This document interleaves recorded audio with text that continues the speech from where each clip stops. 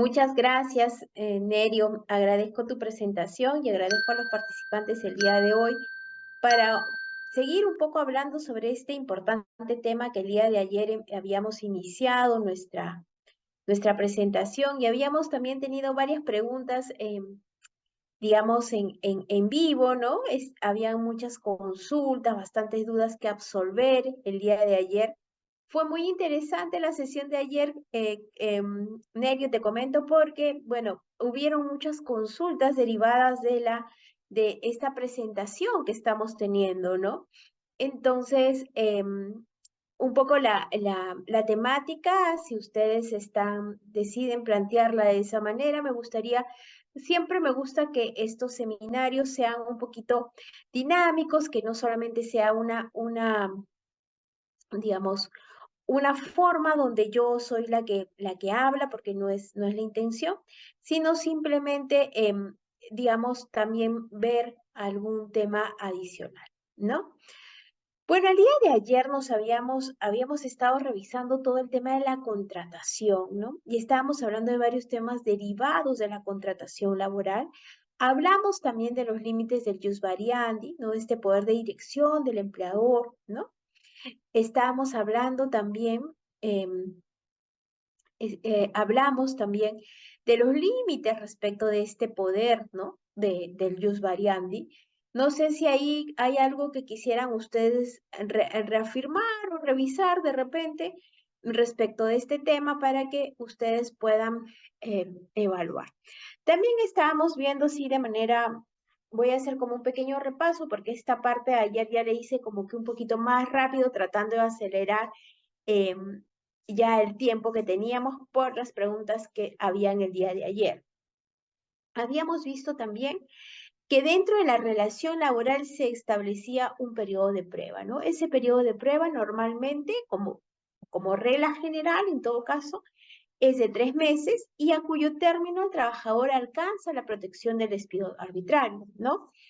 Y existen algunos casos en los cuales este periodo de prueba se puede extender de 6 o hasta 1 año. Normalmente la norma habla que el periodo de prueba de 6 meses se puede extender para el personal de confianza y para el personal de dirección hasta 1 año, ¿no? ¿Quiénes son, en todo caso, el personal de confianza y quién es el personal de dirección? El personal de confianza y dirección está definido en el artículo 43 de la Ley de Productividad y Competitividad Laboral, ¿no? Esta famosa, el Decreto Supremo 0397-TR. En esta norma lo que se establece es que el personal de confianza es todo aquel que tiene contacto directo a información privilegiada, ¿no? Y tiene contacto directo con el personal de dirección de la empresa. Así a simples líneas, ¿no? Y claro, hay puestos que denotan ya esta confianza como tal, ¿no? Por ejemplo, yo siempre voy al clásico ejemplo, porque también siempre me lo dice, el clásico ejemplo, por ejemplo, de la secretaria de gerencia, ¿no? La secretaria de gerencia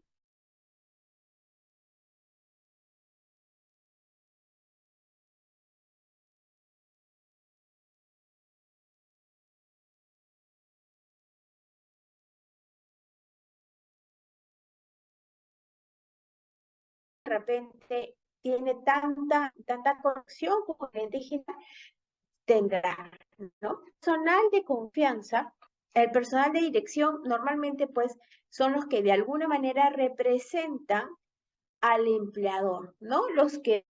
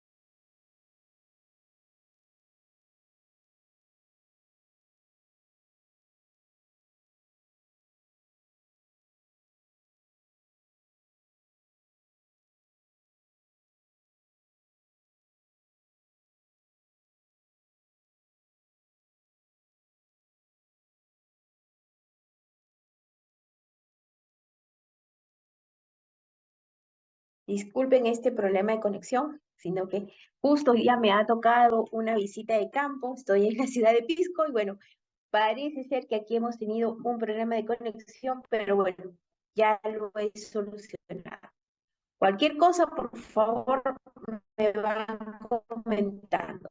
Bueno, vamos a retomar entonces, nos habíamos quedado o estábamos hablando del periodo de prueba. Por favor, me confirman si están viendo mi pantalla, si todo está ok, por favor, para estar aquí. Vamos a ver si me escuchan bien. Yo creo que todo va bien. Entonces, sigamos. Estamos acerca de este tema y la famosa, esta jurisprudencia que permitiría en todo caso, digamos, que permitiría cesar al personal de confianza, ¿no? Digamos, a pesar de que ya haya superado el periodo de prueba, ¿no? Esta famosa jurisprudencia y varias veces me ha pasado que muchos trabajadores pues han acudido, también empresas han acudido un poco a hablar sobre esta jurisprudencia que salió hace unos años atrás sobre el cese a los trabajadores que están en los cargos de confianza y dirección, que me parece oportuno de este tema, ¿no? Entonces, estábamos comentando esto. Yo les decía, esta jurisprudencia lo que decía o lo que estaba planteando plantea es de que los trabajadores de confianza podrían ser cesados en cualquier momento. Y bueno, y que no tenían derecho al tema de la indemnización por despido arbitrario. Sin embargo, en mi opinión personal, y creo que de la mayoría de los laboralistas que siguen esta línea, somos de la opinión que esta jurisprudencia, que ojo, no es un precedente vinculante, no necesariamente es como una regla que se puede usar, ¿no? Sí, ya me ha pasado, he tenido varios temas relacionados con este cese, ¿no? Digamos, muchas empresas dicen, bueno, es personal de confianza, no le tengo que pagar la indemnización por despido arbitrario, así que le puedo finalizar el vínculo en cualquier momento. Y no reconociendo este beneficio adicional, ¿no? Y claro, simplemente se le dice, pues, ¿no? De que al ser personal de confianza se le retira la misma y al retirarle la misma, pues, se hace la desvinculación de manera automática. Siendo, este caso es un poco, digamos, curioso, ¿no? Porque consideramos que el Poder Judicial en este caso tiene una mala interpretación de la jurisprudencia o en todo caso de las normas, ¿no? Porque yo siempre hago una diferenciación. El personal de confianza del sector privado, de las empresas privadas, es muy distinto al personal o al personal de confianza del Estado, ¿no? ¿O por qué? Porque, por ejemplo, cuando ingresa, pues un ministro entra con toda su lista de asesores o de repente también algún congresista o demás, digamos, entran con su personal de confianza porque son los que él siente más allegados a este cargo, ¿no? Y trabajan con él, ¿no? No entra porque tiene acceso a información privilegiada, porque representa al empleador, sino porque, digamos, están siendo contratadas por una situación de confianza, como su propio nombre lo dice, ¿no? En el caso del sector privado, sí existe una denominación de quiénes son el personal de confianza y quién es el personal de dirección. Entonces, yo he tenido sentencias digamos, a favor de los trabajadores, donde se les ha reconocido finalmente en vía jurisprudencial, digamos, judicial, el pago de la indemnización por despido arbitrario, porque finalmente esta sentencia del Poder Judicial no es determinante, no es un precedente vinculante, y claro, ahí se mezclan otros temas adicionales, ¿no? Por ejemplo, dicen, bueno, entonces, si es un personal de confianza desde el inicio, entonces no tiene derecho a la indemnización, a la reposición, digamos, y si es un personal que no es de confianza, sino que tiene una línea en ascenso, bueno, tendrá derecho a la indemnización. Son temas que se van mezclando, pero que a la larga yo creo que es discutible, ¿no? No tomaría como una regla, es muy cuestionable esa sentencia, pero es ahí donde están, digamos, los parámetros del tema. Gracias, Juan, acabo de leer tu mensaje y por favor me comentan si se va escuchando bien. Bueno, esa por un lado, bueno, entonces sigamos con ese tema. También habíamos visto este detalle, ¿no?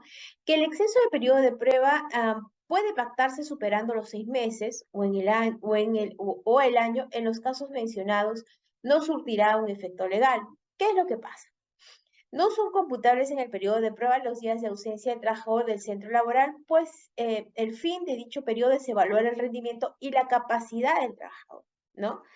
Em, la idea es con esto que el trabajador pues siempre esté siendo evaluado, ¿no? Porque cómo yo puedo establecer o cómo yo puedo definir si en este caso mi, mi proceso de selección no ha sido adecuado, ¿no? Entonces, para eso está el periodo de prueba, ¿no? El reglamento de la ley también establece que en caso de suspensión del contrato o reingreso al trabajador se sumen los periodos laborales, ¿no? ¿Y qué esto significa? Normalmente, pues, que lo que se indica es lo siguiente: si tengo un trabajador que a veces contrato por un mes, tengo un periodo de prueba, obviamente va computándose el primer mes, y le renuevo por 2 o 4 meses más. No es que voy a iniciar un nuevo periodo de prueba, sino que ya se está computando desde el primer mes que el trabajador empezó a laborar para la empresa, ¿no? En los contratos sujetos a modalidad va a seguir o se va a regir el mismo periodo de prueba. Ahora, vamos a las modalidades contractuales, ¿no? Ya hablamos sobre este tema de lo que es la relación laboral, nos hemos puesto a revisar cuáles son los elementos esenciales, cuáles son los límites del jus variandi, el periodo de prueba, hemos hablado ya de esta jurisprudencia, y ayer también me hacían muchas preguntas respecto a los contratos sujetos a modalidad, porque evidentemente es un tema que requiere bastante actividad, digamos, em, análisis, ¿no? Porque ayer me hacían una pregunta y me decían, ¿y quién determina cómo se firma la cláusula del contrato sujeto a modalidad? ¿Cómo se define cuando estamos ante un contrato de modalidad? ¿Cómo lo establezco? ¿Cómo lo delimito? ¿No? Esos son temas importantes a considerar, ¿no? Y acá va un tema, ¿no? Las modalidades, los contratos de naturaleza temporal, ¿no? Vamos primero con estos, porque existen modalidades. La Ley de Productividad y Competitividad Laboral establece que pueden ser temporales, dependiendo de la actividad o de naturaleza accidental, ¿no? Y vamos a ver que también existen ciertas modalidades especiales. El contrato de inicio o nueva actividad. Este es un contrato que se utiliza para los siguientes casos, ¿no? Normalmente se celebra entre un empleador y un trabajador para satisfacer las necesidades del inicio de una nueva actividad empresarial. ¿Y cómo demuestro esta nueva actividad empresarial? O también el inicio de una actividad productiva posterior a la instalación o apertura de nuevos establecimientos o mercados, así como el inicio de nuevas actividades o el incremento de las ya existentes. Para la determinación de las actividades empresariales se tomará en cuenta el SIU. Por ejemplo, les hago un ejemplo, ¿no? Hace poco tuve tengo de cliente, pues, un hotel que tenía su restaurante, el clásico de siempre. Sin embargo, digamos, por temas de negocio, estrategia, marketing, decidió también abrir dentro de este lugar una pizzería, ¿no? Estos trabajadores los que se empiezan a contratar para esta nueva actividad de mercado, se podrían contratar bajo este inicio de una nueva actividad, porque está claramente establecido. Tengo cómo demostrar, en todo caso, que este era mi negocio, este es mi negocio principal, este es mi negocio secundario, pero he iniciado esta nueva actividad que nunca antes le tenía, recién la voy a comenzar, y para eso se puede establecer este contrato de una nueva actividad. O sea, no es una empresa que inicia desde cero, sino que estoy iniciando una nueva actividad dentro de mi negocio, ¿no? Y normalmente también estos contratos, como su nombre bien lo indica, se utilizan para aquellas empresas que nunca antes han tenido una actividad comercial, ¿no? Entonces, evidentemente es lógico que se tengan contratos sujetos a modalidad y razonable incluso, porque si recién estoy empezando mi negocio, si recién estoy empezando digamos, a iniciar esta nueva actividad, yo tampoco voy a saber cuánto tiempo voy a necesitar un trabajador, si lo voy a necesitar por un mes, 2 meses, 3 meses. ¿Qué tal si de pronto yo todo pues empeñoso en que este negocio me va a ir bien con la buena vibra, como a veces dicen? Entonces, de pronto, ¿cómo hago, no? ¿Cómo establezco, no? Porque aquí hay que también tener algo que hablábamos ayer, ¿no? Que el riesgo del negocio no se puede trasladar al trabajador, ¿no? Entonces, siendo así, permitiría bajo estos contratos a aquellas nuevas empresas que recién comienzan contratar al personal bajo un tema temporal, como su nombre es la propia naturaleza de esos contratos, y podríamos tener la contratación, digamos, digamos, amarrarnos un contrato sujeto indeterminado, sino ver que esto sea, digamos, por un plazo determinado, ¿no? Hasta ahí creo, no sé si hay alguna duda, comentario. Adicional a esto, es importante indicar que estos contratos tienen un plazo máximo de uso en todo caso, ¿no?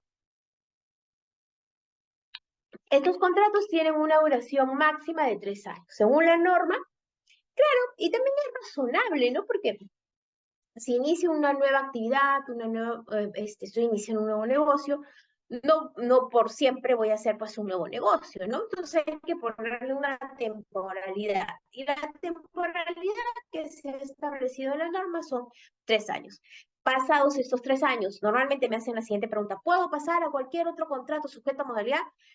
Sí y no podría decirlas de manera determinante. Sí, claro, ¿no? Hay que analizar siempre porque recuerden que la regla general en los contratos laborales en Perú es que los contratos son a tiempo indeterminado y excepcionalmente utilizaremos los contratos sujetos a modalidad. Entonces, cuando me hacen esta pregunta, normalmente cuando empezamos con un contrato de inicio de actividad, ¿no? Me dicen, ya, pero ya está por terminar los 3, ¿puedo renovar por uno, porque me quedan todavía 2 años, ¿no? Porque hay que recordar que la regla de los contratos sujetos a modalidad es que máximo 2 años. Yo siempre digo, depende. Soy muy conservadora realmente en los pronunciamientos que doy, porque a veces llega la contingencia, ¿no? La contingencia, la línea de caer en la contingencia es muy delgada.